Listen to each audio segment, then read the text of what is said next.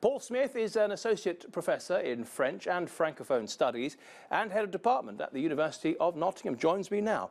Let me ask you, Paul, do you think that Macron goes there, having participated in the airstrikes in Syria, with a strong hand?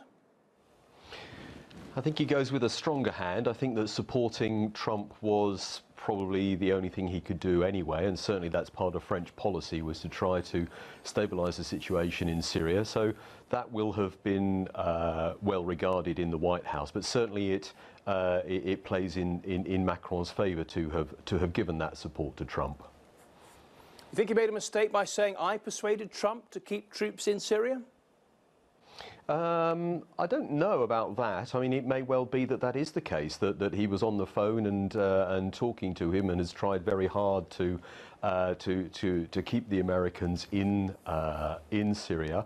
You know, he wouldn't have taken that sort of risk without reason, but maybe a slightly risky strategy. You never can tell with this relationship. Yeah, it's not a question really of whether he actually did it or not. It's a question of Trump's ego, isn't it? But let's move on to absolutely. Iran. Do we think that he can persuade Trump to maintain the agreement? I think it's a kind of, well, it's a 60-40 against, I'd say. I mean, we're not expecting an announcement as such. The White House has said that there won't be a formal announcement during Macron's visit. Now, of course, Trump is very unpredictable, so he might offer something, but I think that the diplomats are watching this very, very carefully, and probably they're not terribly optimistic.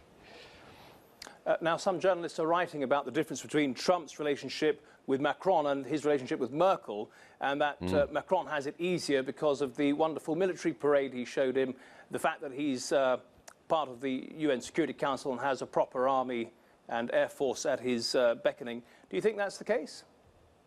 Well, certainly they seem to hit it off pretty well, don't they? And Macron knew exactly what he was doing. He really had done his homework last 14th of July, and you know, Trump talking about having the same kind of parade for the States on the 4th of July. So clearly the two have hit it off somehow, as unlikely as it might have seemed a year ago. These two, there's at least some sort of chemistry there between the two men, though it will actually yield anything particularly concrete for France and for Europe is anybody's guess.